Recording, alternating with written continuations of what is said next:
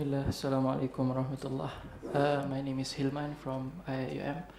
I have two questions, one to Brother Karim, right? And now with regards to the consciousness, I have the time to look at the dictionary of what is the definition of consciousness, and it implies the understanding that a thing can receive and aware that it has connection with the outer, with something out from itself. So if we are to regard everything has its own consciousness, now does this implies that they also have ethical consequences, which means they are held responsible, or they have freedom, or they have free will. So these are questions related to consciousness. So far as we are all concerned, human being is the only conscious being that have free will and others. So perhaps you can address this problem or issue. The second one is directed to Brother Firas. This is not a question, it's just a comment. The most hostile madhab towards Kalam, as has been mentioned by Ibn Muflih in his Al-Adab Al-Shar'iyah, is Hanbali, Al-Madhab Al-Hanbali. But if you look at Al-Adab Al-Shar'iyah, it naqal the positions or the stance of the ulama in Madhab Hanbali with regards to Ilm al-Kalam. And one of the things that they don't, those who against Kalam do not naqal is the idea that Imam Ahmad also engaged in some extent in Kalam.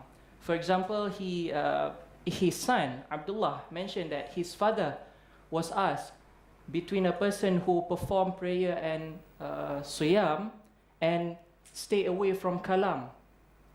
What is Imam Ahmad stance on this? And then he said, if a person perform prayer and salah and saum, then it is linafsihi.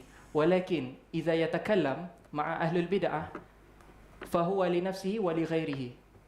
Idhan al-kalam afdal. Hadha ma urida fi kitab al-adab al-shar'iyyah. So in order for us to naqal certain mazhab, we need to naqal completely what is the stance of the imam on that. And I think that's additional comment to that. Thank you. Thank you, Brother Hilman. Brother Abdul Rahman, can we make the question precise and straightforward? So we have. Okay, I'll try to be as quick as possible. First question for Kareem. Thank you for the talk. Lots of things to talk about. My only question is the following, just for fun. You have your AQAL system, which is supposed to avoid someone from getting into the flat land or something like that. The question becomes, did he arrive at those categories inductively, or did he arrive at them through rational division? If it's inductive, then how do we know that just by applying that, we're also not being flat-landed? And if it came rationally, then you're supposing that there is one rational perspective, which is supreme. Otherwise, the kind of straw man of Dawkins, etc., becomes, I think it's a little bit sophistical. Just a comment and / question regarding Firas's talk is this is an old question about Kalam and the stories, right? The reports which come from the early authorities, which are fairly ambiguous, but anyone who has studied fiqh knows that the fatwa is taken from the books of fiqh. It's not taken from the narrations that are brought about in like the books of the Tarajim and stuff like that. They're not these quotations from Abu Hanifa, Malik, etc. They're not actually found in the Mudawwana. They're not found in the Kitab al-Athar, or they're not found in the source books of any of those traditions. And so what ends up really, like what makes the question actually matter is, not so much like the reports, but like what is the actual evidence? What according to the usuli principles to arrive at a legal judgment? Not so much like a narration from the books of Tarajum which are fairly ambiguous. Thank you. This is a problem if you ask a mutakallimun to speak. So we will have a new Kalam person to talk. I hope it's going to be very precise this time. Can you please switch on? I just have two questions. One for Brother Kareem. Do you adopt the worldview of the great chain of being? And do you also agree with William Chittick that there should be no division? There is actually no ontological division between the subject and object. He argues this in The Soul of the Cosmos. But for us, on the same resonance as Abdurrahman, the question that I wanted to ask was the whole notion of allowing foreign elements coming into the Islamic worldview. Did they have a complete systematic ban on that, or did they allow appropriation from a historical perspective? That's my question. Thank you very much. And the two brothers? And the brother next to you after this? No. No, okay, only you. Enough. Yeah, my question is to Professor for the ethical perspective of Kalam. Professor, my question is, if we are categorizing the goal of law and goal of ethics different, and if we are passing the goal of law, then what will be the reference after that to decide what is good and what is bad? And there is a hadith related by Imam Malik in Muwatta, and it is related by Imam al-Ghazali in Ihya. Takhallaku bi akhlaqillah, create in yourself the attributes of Allah Almighty. Where do you put this hadith? In the category of goal of law or category of goal of ethics? Thank you. All right, I think that's about. Do you want to ask questions, sir? No? Okay. I thought I saw your hand just now. Sure? All right, so I'll close the question and we'll listen to the answer, and that's it. So please. Yes, please.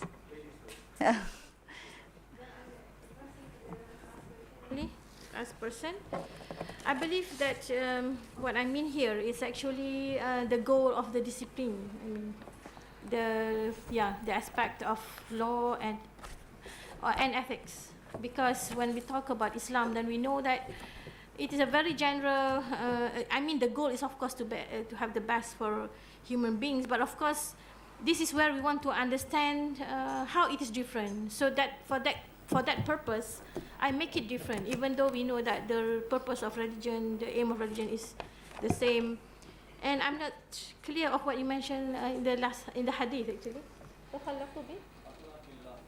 Okay, I believe this needs a kind of interpretation, because we know that of course the best is Allah subhanahu ar-Rahim ila akhirih, and I believe this is a part of us to try to emulate some of the good things and I don't think that is a problem related to the first aspect.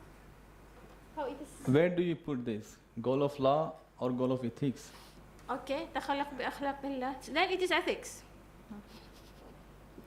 This is ethics. So it won't come under goal of law. Of course, the Sharia comes from Allah subhanahu wa ta'ala, but you just understand that this is a discipline of things like legal. We don't expect to go for perfection. Otherwise, you are enforcing people to do more than what they are able to do. That's why we have ethics, and ethic goes to individual, looking at the strength and the weakness of the individual approach then. I think that's the thing. Okay, thank you.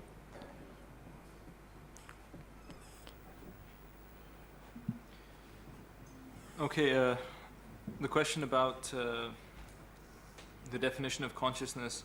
I personally don't like definitions because people can give you a lot of different definitions, but you provide the definition yourself because you are consciousness, according to my understanding. So you that's up for grabs. Other consciousnesses, the hadiths indicate that there is a level of responsibility in the other conscious beings. Prophet ﷺ told us that there will be qisas between the animals on Yawm al-Qiyamah, such that the animal with the horn that hit the one that didn't have a horn, there will be a qisas. What does this return to? This returns to the adl of Allah subhanahu wa ta'ala. We have to understand that when I'm speaking of a framework of consciousness, I'm speaking of Allah subhanahu wa ta'ala's manifestation of His Asma wa Sifat in creation. The reason why there is adl in creation is because Allah subhanahu wa ta'ala is adil. And takhallaqu bi akhlaqillah, as the brother mentioned, is relevant here. If creation is indeed a manifestation of the names of Allah subhanahu wa ta'ala, then what we do as human beings is we try and emulate the Ghafoor, Wadud, Shakur between us, that we love each other, we forgive each other, we try to be generous to each other. And this is the goal of ethics. You asked about free will, just to go through all of these quickly. Is there free will? Yes and no. So there's a free will subjectively, you feel free. Who is truly free? Allah subhanahu wa ta'ala is truly free. We are not free. Subjectively, there's the experience of freedom, because again, we are the creative fayat of Allah subhanahu wa ta'ala. And so He creates in us the freedom that is actually His, and we experience that freedom. Can a person do something Allah didn't want to do? No. So the answer is both yes and no. This is my answer on free will. Just to jump to the question on the great chain of being, and on the, again, my answer would be yes, I accept it, and no, I don't. I accept the idea that the oneness that I speak of is something that you have to look at in levels for it to make sense. Otherwise, we're speaking of pantheism, and I'm not speaking of pantheism. And there have been many models for the great chain of being. So Plotinus has a model. The Sufis among themselves have different models. Maratib al-Wujud, they call it. This has a basis in experience, and it's also arbitrary from the point of view that people have expressed it differently. And so, yes and no, I accept it, and I don't think that there is one model that is. Okay. Thank you very much. No. I was given the instruction to. Okay. Can I have Mr. Firas to answer in 1 minute? I'm Okay. sorry, I have to cut you down. No problem. So regarding your question, I think it would be interesting to take a look at what is the line between kalam and jidal, right? Because jidal is just arguing, whereas kalam is a established intellectual tradition, right? And I'm partial, perhaps, to the approach of saying that during the time of Imam Ahmad, by then kalam as a discipline had evolved enough to the point that what he's talking about actually is the science of kalam. Whereas the previous three were not talking about kalam as we understand it. They were talking about something proto-kalam. Thus, their followers later were more okay with it. Obviously, the Hanbalis throughout history, interestingly and kind of argue against kalam. Right? Is that kalam itself is kind of a strange thing. All right. Okay. Thank you so much. I'm so sorry. I'm given the second warning from the organizer. So we give hands of applause to our speakers. Thank you very much. And Assalamu alaikum warahmatullahi ta'ala wabarakatuh.